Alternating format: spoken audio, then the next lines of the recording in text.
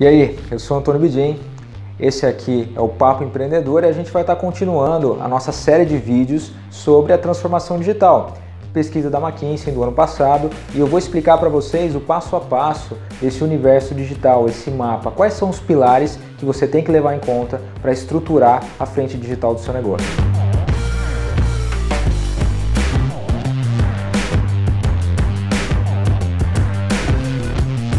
Quando a gente fala de pessoas, pode ter certeza que essa é a variável mais complexa do universo digital.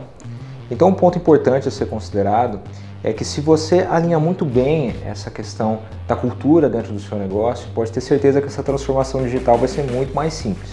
No digital, o cliente é o centro da tomada de decisão. E para que a cultura entenda que esse cliente está no centro desse processo de tomada de decisão, a cultura tem que estar alinhada a essa transformação digital. E no Brasil, apesar de 60% das empresas, de acordo com a pesquisa da McKinsey, estarem nesse processo emergente de alinhamento cultural, de pessoas, processos e cultura, isso ainda é muito distante da realidade de grande parte das empresas. Esse entendimento de que se a tomada de decisão ela vem a partir da perspectiva do cliente, a gente vai ter que se adaptar em relação às necessidades desse cliente. A nossa comunicação tem que estar de acordo com isso e os canais também. E como todos os pilares, esse também tem algumas alavancas. O que eu vou estar mostrando aqui para vocês são as principais alavancas quando a gente fala do processo, cultura e pessoas. A primeira alavanca são os incentivos e remuneração. E aí é um ponto que no Brasil realmente é difícil isso existir, que é a questão de como que você trabalha incentivos em relação à área de marketing.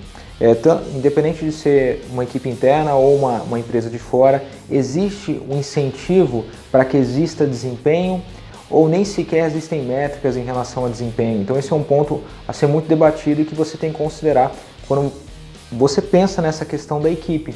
É algo que realmente faz sentido. Quanto mais avançado é o nível digital do negócio, mais ele entende que essas métricas de performance, elas também têm que valer para a equipe. Tem que existir uma cultura de resultado e impacto em relação ao negócio como um todo. A segunda alavanca é a autonomia e integração. E aí é outro ponto, né? Uma cultura com mais autonomia e ao mesmo tempo mais integrada é uma cultura que ela não está muito alinhada à hierarquia tradicional. Outro ponto de dificuldade, se o cliente é o centro da tomada de decisão, essa decisão tem que ser tomada de maneira mais ágil. E a autonomia faz sentido aí. Se você tenta centralizar o processo de decisão nas cabeças, somente respeitando esse fluxo de hierarquia, o tempo de resposta é muito longo. Isso faz com que o cliente ele simplesmente deixe sua empresa de lado e procure uma que dê essa resposta mais rápida para ele. E aí um ponto importante, quando a gente pensa nessa questão da autonomia e integração, tem a parte dos squads, né? Que é a questão da gestão ágil do time. Isso, quando a gente fala de comunicação no Brasil, realmente são raríssimas as empresas que têm uma gestão baseada em squads, que entende que essa questão das células ajuda a ter performance, que ajuda a ter agilidade, que ajuda a desenvolver uma resposta mais rápida, que ajuda a dar um entendimento e uma velocidade em relação à necessidade desse cliente que está no centro da tomada de decisão. A terceira alavanca são as habilidades de aprendizagem, as habilidades de aprender. Aí mais um paradigma a ser quebrado no nosso mercado, que é a habilidade de entender que o processo de comunicação é um processo de aprendizado. E quando eu falo do processo de comunicação, eu estou falando do processo de marketing como um todo. Se ele é um processo de aprendizado, eu não posso querer entrar no mercado achando que eu sei tudo. Agora, eu tenho uma noção daquilo que eu sei e eu tenho uma noção daquilo que eu quero descobrir. E você olhar para negócios que têm um entendimento muito claro daquilo que sabem e aquilo que não sabem é muito raro no Brasil. Principalmente em relação a público-alvo. Existe um gap gigantesco entre o entendimento dos negócios em relação a quem de fato é o público deles e quais são de fato as necessidades. E aí vem aquele ponto, como é que eu me comunico com esse cara, como é que eu realmente chego até ele, como que a gente estabelece esse relacionamento, e para isso tem que ter essa habilidade de aprendizagem. Trazendo para a parte de processos, de cultura e pessoas, é um ponto essencial. Empresas que estão buscando profissionais prontos no mercado não vão encontrar, porque não existe esse profissional. O marketing está se movendo muito rápido. O que tem que existir são pessoas dispostas com a atitude de aprender, porque essas pessoas vão continuar se aprimorando. Tendências de 2 anos não fazem mais sentido hoje, tendências de alguns meses não fazem mais sentido hoje.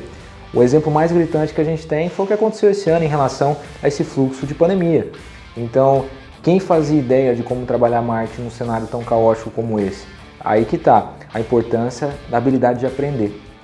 A quarta e última alavanca desse pilar é a cultura de inovação e governança. Quando a gente fala de cultura de inovação, a gente está falando de ousadia. A gente está falando de uma cultura que permite o erro, uma cultura que estimula o aprendizado. E governança, a gente está falando de indicadores, de referências de desempenho. E aí é um ponto interessante. Enquanto as empresas tratarem equipes internas de marketing como criadores de flyers, como simplesmente criadores que criam materiais, sejam materiais impressos, sejam materiais para as redes sociais para serem distribuídos como se fossem panfletos, a coisa não vai funcionar. A equipe de marketing é uma equipe que alavanca o negócio e para isso ela tem que ter uma referência de desempenho, um indicador de desempenho. E aí vem um ponto de você ter processos claros em relação a isso, de você ter um time alinhado em relação a isso, da sua cultura realmente estimular esse processo de alcance de performance. E aí, gostou do conteúdo?